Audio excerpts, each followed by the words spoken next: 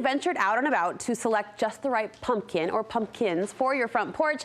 Now it's time to choose your design, adding that personal touch that can become a challenge all its own. We're here to help you find the artistry in the pumpkin with easy but impressive ideas. Jen Crookston is our Pumpkin Pro this year. How do you like that title? That's awesome. Pumpkin Pro. Definitely put it on the resume. What was your premise this year with the collection of ideas you brought to the table? Well, I really liked the idea of doing something with the pumpkins that allowed me to have them out now without carving them. I don't know why, but some years it seems like if we carve early, they kind of fold in on themselves and they don't last by the actual day, they're wilting and gross. Exactly. So a lot of these ideas, most of them I think actually allow you to have your decoration out there and then still carve it as it gets closer to Halloween. And there's still a fun factor. Yes. With the way you've dressed these up. In fact, everyone who walks to the studio today has a favorite. And there's kind of a winner, I think, in this group. Let's start over here, though. You've kind of reached for a good old vinyl. Yes, this is outdoor vinyl. I did use outdoor vinyl and just did a couple of simple, this just, eke with a little pop-up spider. Cute. I just used double stick tape to stick him on there and make him stand up a little bit. Yes, having him pop out and look a little creepy. Right. And then just the jack-o'-lantern, just the little jack-o'-lantern face. It was really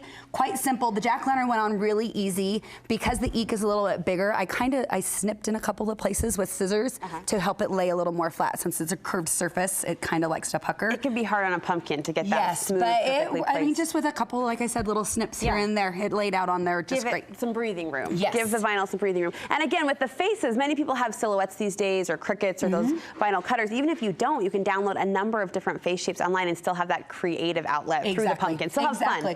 One thing I was thinking would be cute is if you just let your kids cut it out of cardstock. Oh yeah. And then they could just double stick tape. They could decorate, just their own little thing, cute for little kids. And then you can sample the face out, see if it feels fitting for the 31st before you carve it. Exactly. And make it permanent. Okay, I mentioned there was kind of a standout winner. I think it's this guy. We are loving the way you've dressed him up. Yeah, he is so cute. So we did plant pumpkins this year, and for whatever reason, about half of them did not turn orange. Not even a little bit orange. Oh. So I was trying to think of what I could do with green pumpkins. Like it was made for this. Yes, this one especially, his little face seems to just work really well with the green. So this is all I just freehand painted him. Just a fun little, with just normal what do they call it? Toll paint. That's just so he was just a little. Just basic acrylic paint. Yeah. It looks like you've given him this veiny mark, but that's part of the that's just how the pumpkin was. Pretty. Yeah. Oh, I think that's really well for him. And the hat, how did you affix the hat? So it's not actually, I just set it on top of it. So we just had this one that I thought kind of had a funny little shape. So with the hat, just makes it look a little witchy sitting out there. But he's accessorized. Yes. So we'll go with that. Just fun. A lot of us were smitten with the cover of Good Housekeeping this month. They wrapped balloons around the actual pumpkin base, and it was a brand new effect that we'd never seen before in all of our years of pumpkin party. So you kind of tried that out. What was your take on it? I think they're darling. I really think that they're cute. So this is a 12-inch balloon, just to kind of give you an idea of how this works. So to do this, you just cut off the end. So you want to cut off the whole, I don't even know what you call it. Yeah, the whole neck of it, yes. And then you're just gonna stretch it over the pumpkin. I don't think that's what it's actually called, but it works. Yeah, we just came up with that. So the thing about it was hesitation. that the 12-inch balloon will fit these teeny tiny little pumpkins, but it wouldn't even fit this pumpkin. The medium-sized. Which is still, I feel, kind of a teeny tiny little balloon. Yeah. So I think it is a darling idea. Just be aware before you head out and think that this is what you're gonna do for your porch with your normal size pumpkins, that it's probably gonna take those jumbo. The special order balloons. Yeah. See, I didn't even think about that. You look at the cover and think, oh, what a great idea. You don't actually physically think of stretching a balloon around, a tight top balloon around a big pumpkin. Exactly, and you also wanna make sure, so you can kind of see, this is not see-through, so is it opaque? So you just wanna make sure that you have these ones that are pretty thick.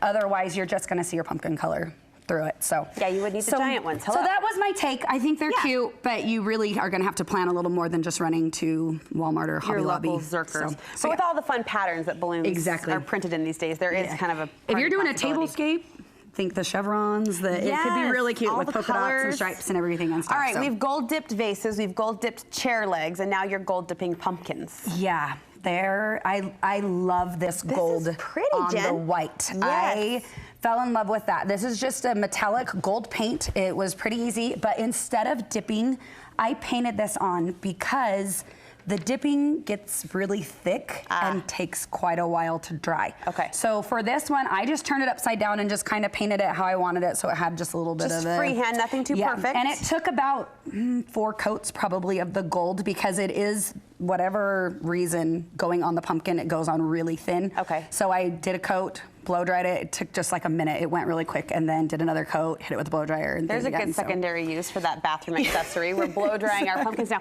I just caught the gold sheen though, and the light hits it. Your porch light could hit that. It would just dance off. It's really pretty. Yes. And these bats are 3D. Yes, they're just little cardstock bats. I cut them out with my Cricut, just little tiny, and then again double stick tape, popped them on there so they look like they're flying across the sky. Okay, that's kind of the gold dipped effect. How did you get this dripping? So this is where I learned that it takes forever for it to dry. Okay, this is where the blow dryer came in handy. So for this one, I dumped a little bit of paint on. I had it standing up straight, dumped a little paint on, and then kind of tipped it a little here and there, and then added more paint, tipped it a little here and there, so that it would be dripping all around.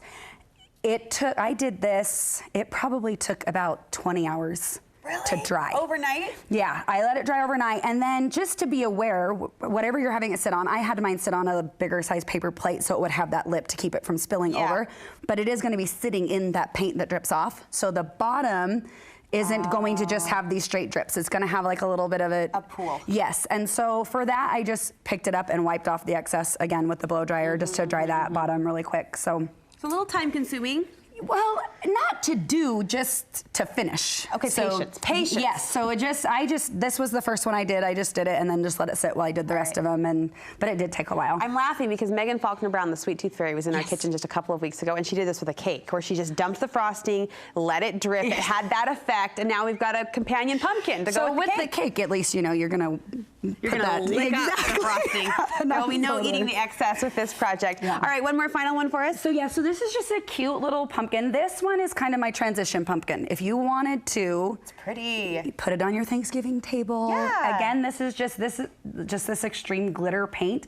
I think it has like a glue kind of base with the glitter in it. Okay. So it looks a little white when you put it on and then it dries, but just cute and looks pretty, and will tie in with a lot of great ideas stuff that will take you to the finish line of the 31st before you actually carve the pumpkins, but still give you that festive, creative play on your front porch or your tablescape. And speaking of Halloween fun, you've got loads of it on your website. Yes, we've been doing a lot of stuff. Our one that's kind of going crazy right now is we did a roundup of creepy but kid-friendly foods and snack ideas for your party. So it's really cute. I take comfort in the kid-friendly because I fit into that category. Too creepy, I'm out. But kid-friendly, I can do.